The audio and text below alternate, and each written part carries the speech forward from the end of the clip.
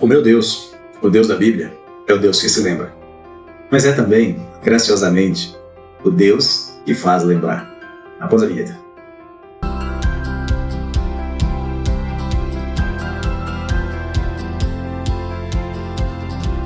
No segundo livro das Crônicas, capítulo 33, no verso 12, a Bíblia diz assim: Ele, falando de Manassés, angustiado, suplicou deveras ao Senhor seu Deus, e muito se humilhou perante o Deus de seus pais. O profeta Miqueias, no capítulo 6, verso 8, diz que o Senhor requer do seu povo é que cada um ande diante dele com humildade, e pratique a justiça, e que ame a misericórdia. Note que para andar diante de Deus tem que ser reconhecendo que Deus é maior, e isto é humildade. A justiça tem que ser praticada, mesmo que seja com dano próprio e até sem prazer momentâneo, porque a sua recompensa é eterna. E a prática da misericórdia deve ser feita sempre com amor ao próximo como a si mesmo. O que se sabe de tudo isso é que isso era basicamente o que Manassés havia se esquecido de fazer em boa parte do seu reinado. E agora, na Babilônia, no exílio, Manassés colhia os frutos da sua desobediência. A este respeito, o reformador Martinho Lutero disse certa vez que há 3 coisas que levam o homem a conhecer a Deus de maneira relacional. Primeiro, a palavra de Deus, a Bíblia. Segundo, a oração.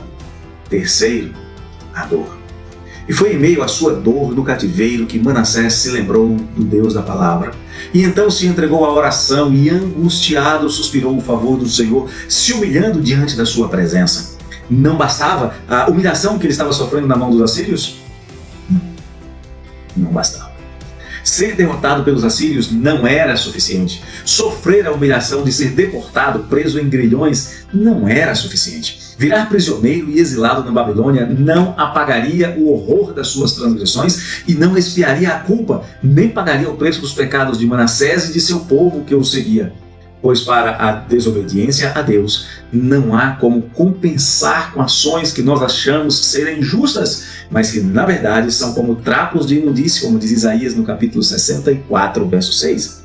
Também não há como compensar com sofrimento como forma de purgação, isto é, um período de sofrimento compensatório. Salmo 32:10 diz que isso não funciona, porque todo pecado é uma ofensa à santidade infinita do Deus infinitamente santo.